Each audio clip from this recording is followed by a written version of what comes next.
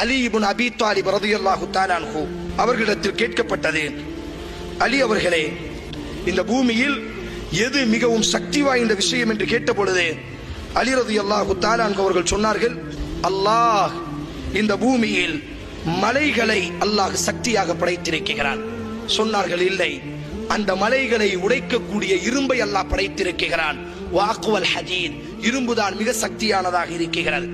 இல்லை, அந்த இரும்பை கரிக்கக்கூடிய நெருப்பை அல்லாஹ் சக்தியாக படைத்திருக்கிறான். ஃபன்னாரு அக்வா, அந்த நெருப்பு தான் இந்த உலகத்தில் சக்தி வாய்ந்ததாக இருக்கிறது. சொன்னார்கள், இல்லை, அந்த நெருப்பை அணைக்கக்கூடிய வல்மாஉ அக்வா, தண்ணீரை அல்லாஹ் படைத்திருக்கிறான். தண்ணீர் தான் மிக சக்தி வாய்ந்ததாக இருக்கிறது. இல்லை, அந்த தண்ணீரை சுழல வைக்கக்கூடிய வர்ரீஹு அக்வா, மேகத்தை அல்லாஹ் படைத்திருக்கிறான். அந்த மேகம் தான் சக்தி வாய்ந்ததாக இருக்கிறது. இல்லை, ஃபர்ரீஹு அக்வா, அந்த மேகத்தை விடவும் காற்றை அல்லாஹ், அந்த மேகத்தையும் கலைத்து செல்லக்கூடிய ஆற்றலை அல்லாஹ் காற்றிற்கு கொடுத்திருக்கிறான். ஃபர்ரீஹு அக்வா, காற்று தான் மிக சக்தி வாய்ந்ததாக இருக்கிறது.